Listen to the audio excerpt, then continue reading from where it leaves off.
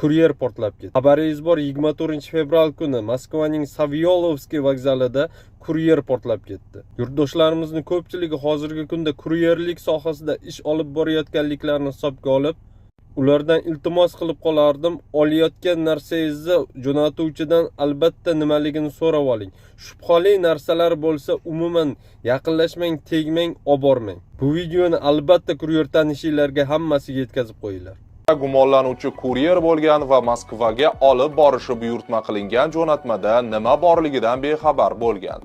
Ba'zaning yozishicha, uni manzilga Ukraina maxsus xizmati xodimlari bo'lgan buyurtmachilar telefon orqali yo'naltirib turgan. Kecha Savyolovskiy vokzalida bo'lgan ish haftidan bu albatta siz tomoningizdan qo'shimcha ishlarni talab qiladi. Ammo hozirdan aniqki, katta ehtimol bilan bugungi kunda odatiy bo'lgan internet orqali yollash bo'lgan. Bu odamga portlovchi bog'lashgan, keyin esa masofadan uni ham hujum obyektini ham portlatishgan. Katta ehtimol bilan u ijrochi hech narsani bilmagan ham degan Rossiya Federatsiyasi prezidenti Vladimir